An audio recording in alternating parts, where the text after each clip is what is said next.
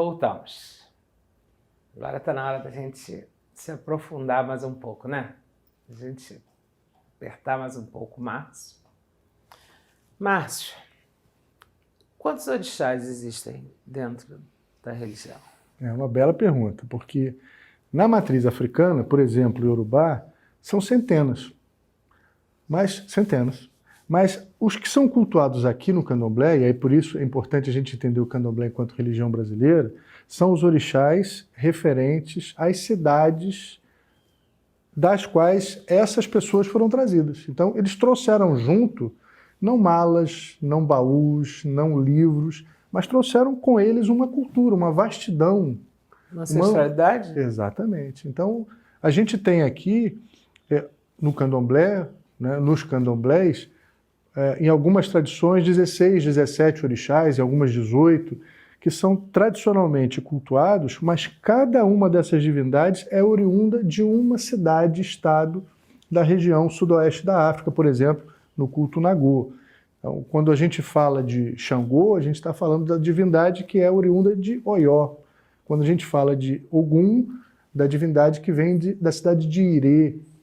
Quando a gente fala de Obatalá, Oxalá, a gente está falando de Ifé, e assim sucessivamente. Odé, por exemplo, o Oxóssi, tem um culto mais amplo hoje no Brasil do que na sua cidade de origem, Quetu, que fica hoje na fronteira entre o atual Benin e a Nigéria. Então, tem mais culto ao Oxóssi aqui do que lá, por incrível que possa parecer.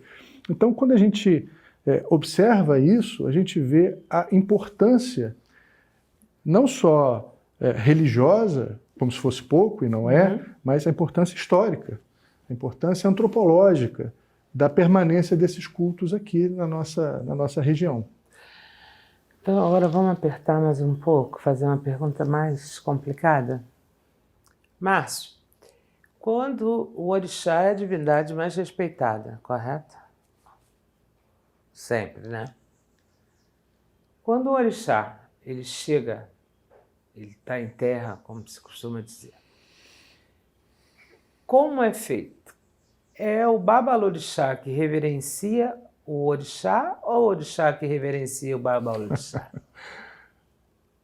Para a gente entender a dimensão dessa relação, vale a pena observar que nessa relação que se estabelece entre o sagrado e a materialidade do corpo, para os iniciados, o próprio corpo se transforma num altar, no altar vivo dessa divindade.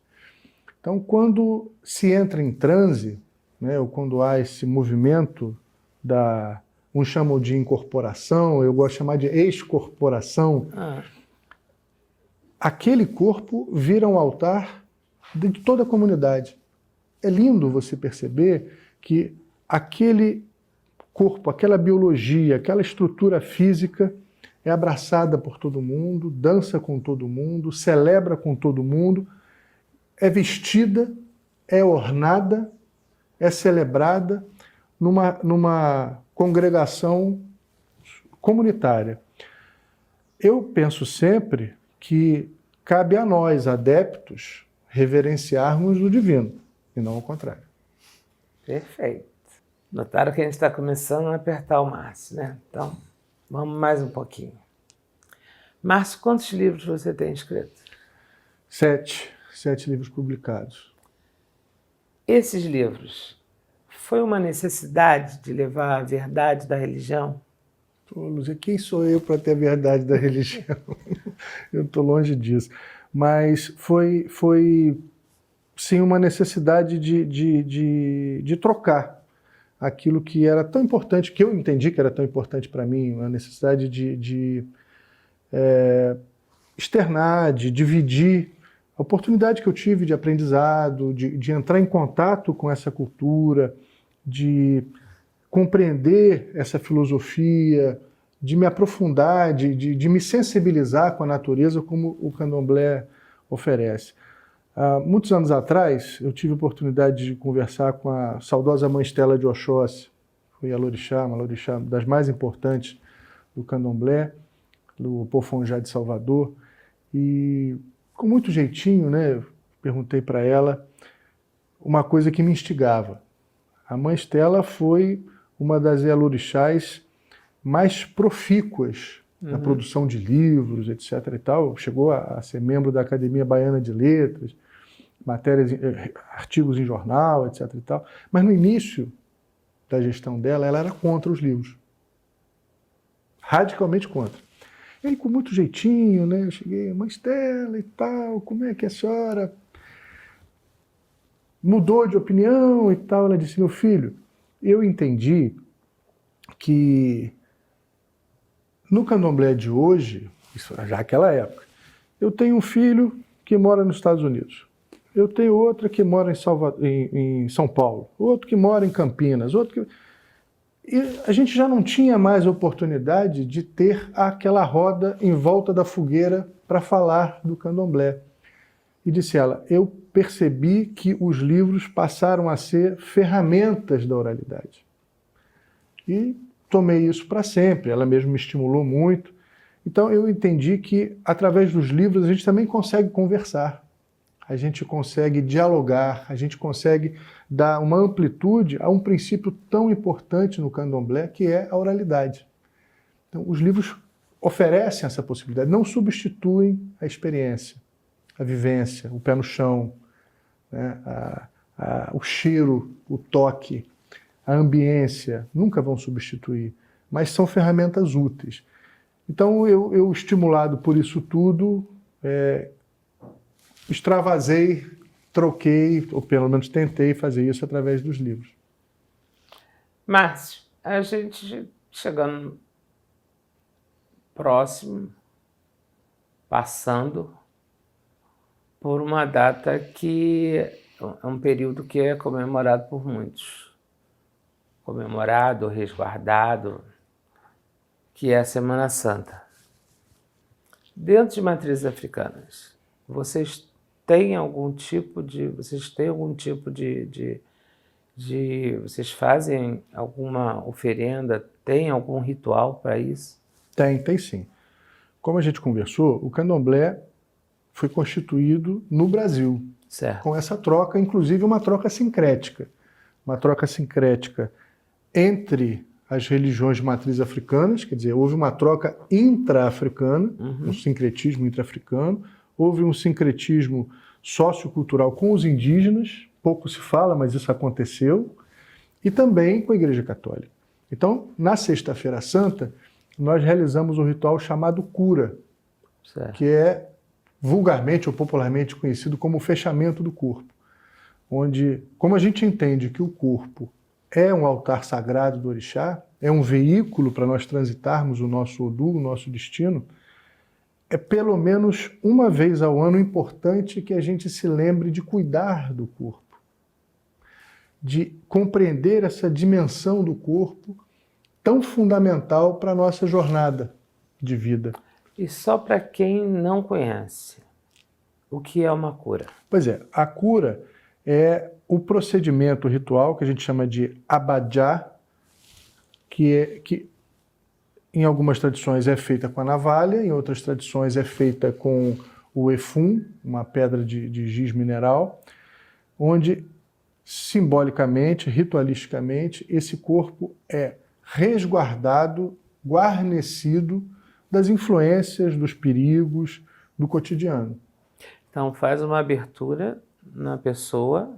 E qual é o símbolo, aquele símbolo? Vai variar de acordo com algumas tradições. Certo. Algumas chamadas nações de candomblé vão fazer esses desenhos diferentes. Então cada uma Isso. com o seu. Cada qual com o seu. Mas então tem. Agora eu queria voltar uma coisa para vocês que estão acompanhando a gente. De todas as religiões que a gente já entrevistou, todas sempre falam sobre o cuidado com o corpo. Cuidar do corpo. Para que a espiritualidade esteja bem. Você agora, de novo, falou isso. Eu gosto muito de uma frase da Kunti, que é a nossa representante Hare Krishna, que ela diz, cuidar do corpo que ora minha alma habita. E eu sempre achei essa frase muito bonita. E agora você também fala sobre cuidar do corpo, pelo menos uma vez no ano lembrar disso. Celebrar isso, né? Celebrar isso. Então, vocês fazem, vocês têm Sim. o ritual de vocês. Que é feito na Sexta-feira Santa. E geralmente no sábado de Aleluia é um toque, né? Aí vai variar de casa para casa, tradição para tradição. Há também aquelas tradições que não fazem a cura, também tem isso. Mas de uma maneira talvez um pouco mais genérica ou generalizada, a maioria realiza esse ritual na Sexta-feira Santa. Márcio, se hoje você tivesse que voltar no tempo, qual seria a sua religião? Candomblé. E a sua família é do Candomblé? A minha família de origem, não. Minha família de origem, meu pai era de família italiana, minha mãe de família umbandista. Mas todos dois tinham muita resistência com o Candomblé. Havia, na minha família, um preconceito muito grande com o Candomblé. É um lugar perigoso, não se sabe o que vai acontecer, tem muitos mistérios, cuidado com isso. Mas a primeira vez que eu pisei lá dentro, não teve jeito. Gostei do negócio. Me encontrei lá. E carrego dentro de mim isso, encontrei dentro de mim. E agora a sua família, seus filhos, esposa? A gente lida com isso com total liberdade. Eu jamais impus aos meus filhos, e são 3, a minha religiosidade. Eles foram criados convivendo com o Candomblé, lá dentro do nosso terreiro. Penso que eles encontram, quando sentem necessidade, paz, apoio nesse ambiente, nessa religiosidade, mas eles têm total arbítrio em relação a isso, nunca foram forçados. Então é assim que a gente se relaciona e eu realmente penso, tanto eu quanto a Adriana, minha esposa, que não pode haver religiosidade sem liberdade. Certo. Márcio, e agora uma parte mais triste, que é o número de casos de intolerância contra a religião de matrizes africanas. Você que é uma pessoa que lida com isso, até pelo cargo que você ocupa, pelas comissões que você faz parte, como você vê isso? Vejo de uma forma muito preocupante. Como já falamos, a intolerância não começou agora. Ela vem lá de trás, né? Vem da própria existência humana, infelizmente. Mas o contorno, a violência, a agressividade, a hostilidade dos contornos atuais inspiram muitos cuidados. Penso que, apesar de existirem vários marcos regulatórios, leis que protegem a liberdade de crença, de credo, que estabelecem a laicidade do Estado desde 1890 no Brasil, ainda assim nós precisamos trabalhar a liberdade religiosa não apenas no aspecto da segurança pública e da legislação. Evidente que são elementos fundamentais, mas pensar que a solução vem daí já se demonstrou errado. Eu estou convencido, Luzia, que para a gente modificar esse quadro de verdade, a gente precisa trabalhar a liberdade religiosa de uma forma multidisciplinar, simultaneamente. A gente precisa, sim, ter o aperfeiçoamento de leis, a gente precisa, sim, ter uma segurança efetiva que puna, que coíba, que garanta a liberdade que já existe, mas a gente precisa trabalhar em outros flancos, como a educação, a cultura, o meio ambiente, a saúde. Então, a solução ela não vem pronta. A prática está nos comprovando isso. A solução, a partir do diálogo, precisa ser encontrada num todo. É como eu estou convencido. Perfeito. Infelizmente, estamos chegando ao final do nosso programa. Eu poderia conversar com o Márcio assim durante muito tempo. Márcio, queria te agradecer por nos receber, por esclarecer algumas coisas que a gente realmente gostaria de saber. A religião de matrizes africanas é uma religião que as pessoas realmente querem conhecer cada vez mais E eu fico feliz de conversar com você para você fazer isso, porque você é uma pessoa que conhece e eu respeito muito o seu conhecimento. Quero agradecer a você por ter nos recebido aqui. Uma alegria, um grande prazer. Te agradeço pela oportunidade, agradeço a todos e todas e muito axé. Bem, estamos então encerrando o nosso programa. Eu gostaria de ficar e continuar com o Márcio aqui, muito mais tempo. Um homem inteligente, conhecedor dessa religião, um estudioso dessa religião. Então é bom a gente conversar com pessoas assim. Mas estaremos de volta na próxima semana com o programa Expo Religião aqui, na TV Alerj, o canal do povo.